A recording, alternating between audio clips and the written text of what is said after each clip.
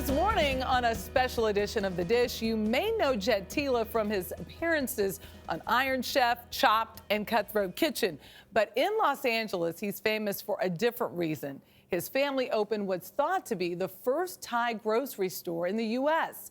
We visited Thai Town with Tila to discuss how he's keeping his family's legacy alive. This is a good landmark, right? Like, you know you're in the heart of Thai Town. You can't visit LA's Thai Town without hitting a few of Chef Jet Tila's favorite haunts. So we're gonna eat at Run Pear. This is Run Pear. Yeah, this is the first stop of the Thai Town tour all the time. I got you. Where his heritage is showcased through culture and cuisine. What I'll do is I'll basically like curate the perfect bite. So a little cashew chicken, a little piece of cashew, a little rice. It gets all pushed into the spoon. Then you clean off the bite to make sure you're eating. And this is how you take a bite. And that's how a Thai person should eat. I don't know. Very efficient. Tila put Thai Town on the map when he brought a guy most people recognized as knowing his way around the international food scene. I told these businesses in '06, I was like, I'm bringing this guy named Anthony Bourdain in, and you might get busy. And then we blew these places out. That's good. That interview with the late Anthony Bourdain added to Tila's already growing reputation.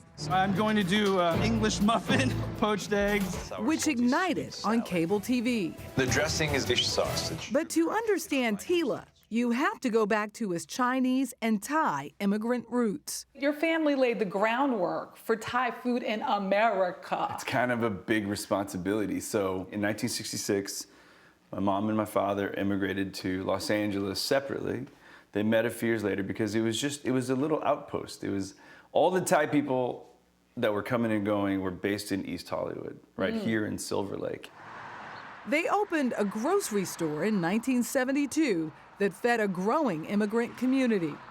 This really reminds me of the struggle that my parents endured. And it's not a sad story, but it's time to put it to bed so my mom can kind of enjoy the rest of her life. His family closed down that location 3 months ago, but it remains the treasured example of success that built a company and 7 restaurants. I have a lot of memories of the store. They're all fun memories until, I got into my teenage years and I was just angry at that point because I had no social life. And then once I had a driver's license, I drove away as fast as I could, dropped out of school, you know what I mean, working odd jobs, went back to my family, and begged them to work, and took over as a manager of the grocery store. While I was there, I had a group of non-Thais, that were always wanting to, like, they just came back from Thailand, they wanted to cook dishes. Always asking, how do I make pad thai? How do I make curry? How do I make this? And they were like, why don't you just do a cooking class? And I was like, ding, ding, ding. It didn't take long for those cooking classes to turn into front page news in the Los Angeles Times. And that was it.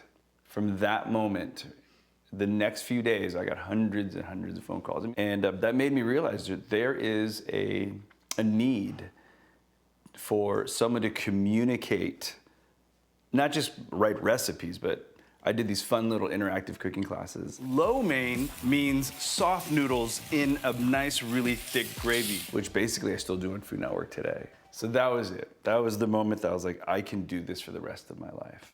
He would eventually open his own restaurant in Las Vegas. Chef Jet Tila. And land a guest spot on Iron Chef America. Against Iron Chef Morimoto. And I was asked to battle Masaharu Morimoto. Toughest Iron Chef, is scared to death. Walked into Kitchen Stadium, met Morimoto. It was one of those battles where like no one knew me, so they expected me just to get pummeled. It would make really good TV, right? Get some ratings. The winner is Iron Chef Morimoto. That would bring him full circle and give him a platform to share his roots. So is it possible to cook pad thai like non-sweetened pad thai? Yeah, if you control the flavors, you can make it any way you want. Oh, so okay. Yeah. These days, it's all about control. But I figured we'd do a Chinese dish because that's my real roots, you know what I mean? Grandparents coming from China. We're gonna do a dish called Dan Dan noodles. Control on the job and in his own kitchen. I gotta think about making noodles for dinner, you know what I'm saying? Okay, you're not gonna cook again? No, One and done. I need to be efficient here. And there's something else about Chef Tila. Oh my God, this is so good. It's good, right? And it's fast. Something in his DNA that just won't stop him from sharing what he's learned along the way. Hi, I'm Michelle. Alvin. Hi, Alvin. Nice to meet you. You good? Something that's helped to revitalize this old neighborhood of his. You see the faces changing? And, you know? Yeah, basically a younger generation's taken over the older.